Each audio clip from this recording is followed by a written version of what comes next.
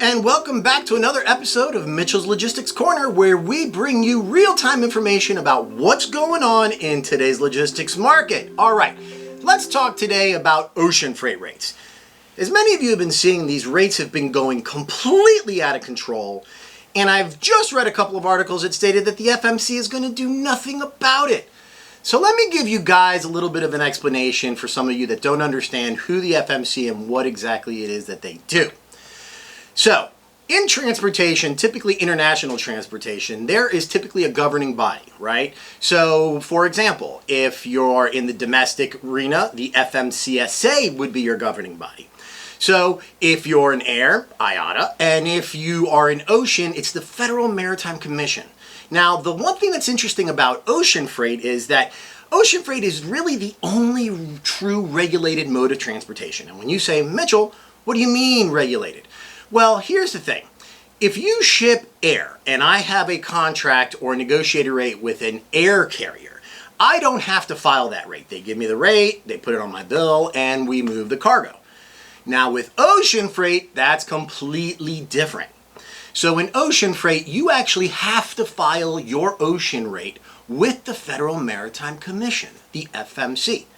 Now, what's interesting is the Federal Maritime Commission exactly knows what's going on because they see all these rates that are being filed. Now, I'm not sure, and I'm not the one to point fingers, but they're not stepping in for a reason. Whether they are involved in a way or if there's some type of, I don't know, behind the scenes talks, I don't know. But it is so amazing that the Federal Maritime Commission sends out an article, which I will post a link below, that simply states, we can't control this. They are flat liars. So they've been controlling the ocean freight world forever. The only thing is that the ocean carriers, all these ocean carriers, have been losing money year over year in the past.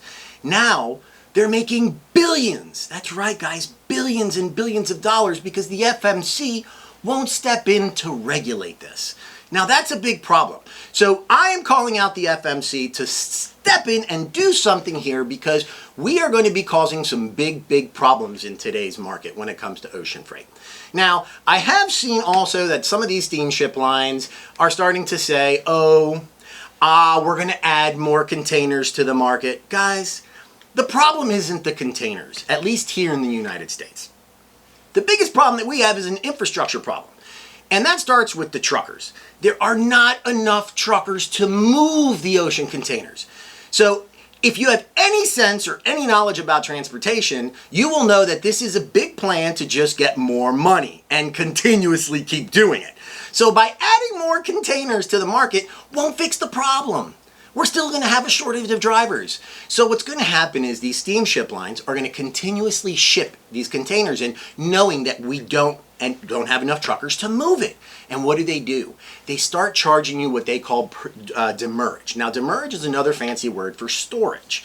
So what they'll do is knowing that there are no truckers to move it, they're going to keep sending these containers in. What's going to happen? You're going to get these demurrage bills for $1,000, $2,000, $3,000. I saw a demurrage bill the other day from a client that sent it to me to see if it was actually, if this was a real thing or if it was a prank or if they'd been hacked. But they had almost $4,000 in demurrage for, it was a little over a month, but there's no truckers to move it.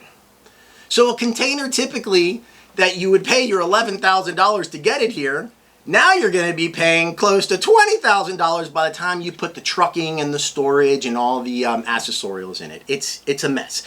And we let this happen. Now, what is this going to cause? This is going to cause a lot of discomfort because these manufacturers are not going to absorb these costs. Absolutely not. You, as the consumer, will be paying for all of these rate increases.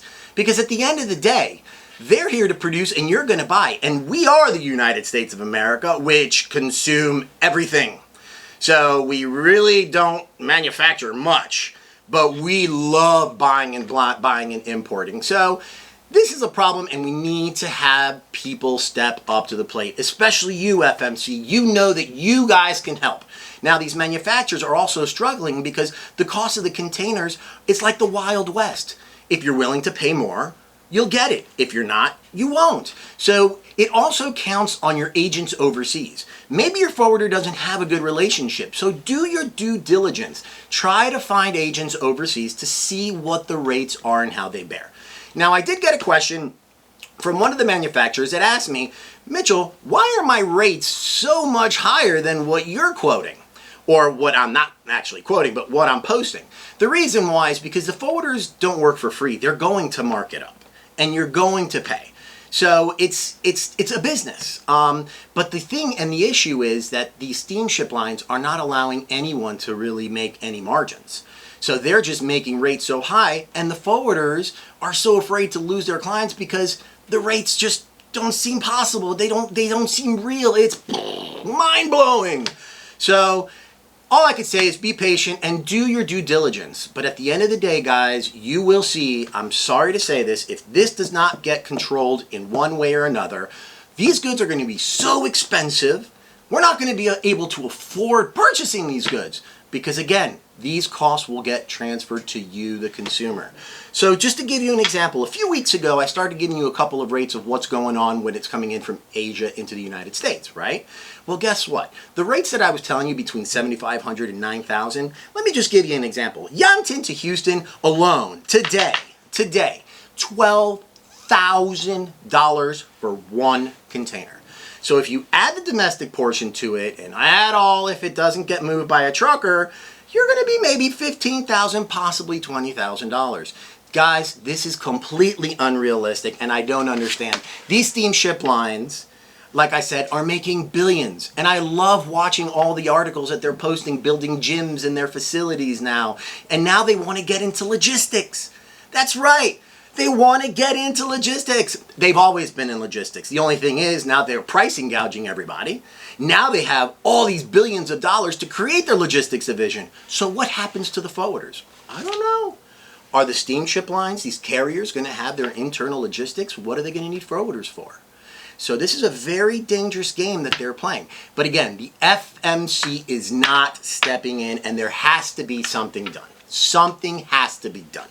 Okay, so enough of that. One thing that you also need to understand that's very, very, very important is the capacity issue with truckers in the port of Savannah and Long Beach. Savannah was starting to catch up a little bit, but unfortunately, due to some of the people that sent me a couple of emails about what's going on in the Georgia area, now we're going back to delays. That's right. So you have to pre-dispatch your container 2 to 3 weeks ahead of time.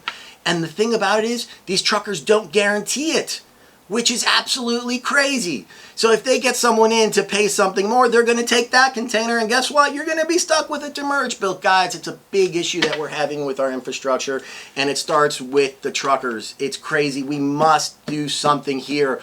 Like I said, we're not going to be able to sustain this, and if you think inflation is not going to come, you've been living under a rock.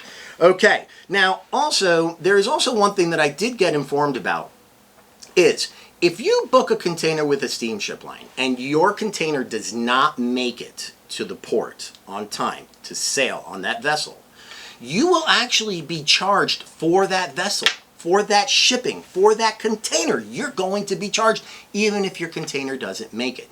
So if you miss it, you're actually going to have to pay twice for that container.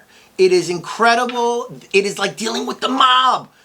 These steamship lines are like the mafia. And then if you try to ask them questions, they completely avoid everything. No one responds. Their HR, their PR, nothing. They absolutely, because they know what they're doing is wrong. And this price gouging is going to make us suffer.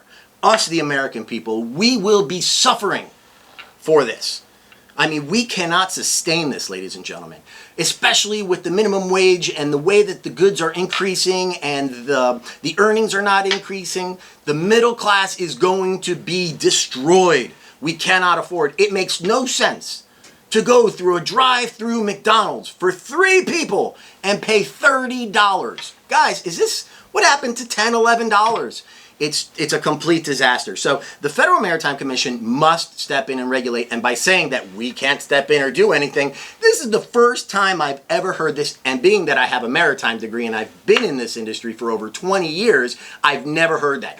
Only when these steamship lines are starting to make all of this money now, the FMC's, well, let's just wait, let's see what happens. Complete baloney. Complete baloney. Again, the mob, the mafia is what these carriers are. So let's hope you guys really start to get together and start sending emails. But we need to get this fixed, because at the end of the day, these manufacturers won't be able to afford moving or importing anything, because the cost to just source that and bring that to the United States is going to surpass the cost of what their margins are gone. They won't be able to make any money. And I don't know. I'm very frustrated. For the last 3 weeks, I've been reading about this, and I continuously keep seeing that the FMC is not going to do anything. So it's crazy. You got more vessels crashing into ports. I mean, this is absurd. I mean, unbelievable. So, guys, keep your chin up. And again, if you have any questions or if you need any help at all looking for agents overseas so that you guys can do some price comparison, let me know. Send me a message or leave a comment below, and I will get back to you as soon as possible. Now, I know that we focused on ocean, and this episode we're focusing on ocean, but I just want to let you know too, just a quick snippet, that the air rates are still also going up. I saw up to $12 a kilo from China to the United States, ORD typically. It is absurd. When is this going to stop? When is this going to stop? Personally, I think these big steamship lines are actually just coming in to create these enormous logistics companies. They're going to start buying forwarders, because there's no other way. They keep telling us, hey, we're going to start creating logistics, Maersk Logistics, CMA Logistics.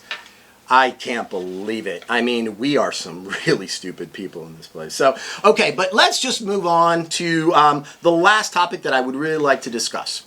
When dealing with agents overseas on ocean freight rates, you need to understand, you could get these rates and you can try to figure out some of these rates by just inquiring. I can give you a couple of agent lists that you guys can reach out to, but you need to understand that you still are going to need a broker to clear the freight through. So if you decide to leave your forwarder and going directly to an agent, keep in mind, you are still going to need a broker to clear that freight, and that's mostly for you manufacturers. Now, I know that some of you also are trying to get your OTI. An OTI is an ocean transportation intermediary. So, in other words, if you want to do bookings like an NVOCC and you're not a forwarder, as a manufacturer, you can have an OTI, and now you can import ocean freight.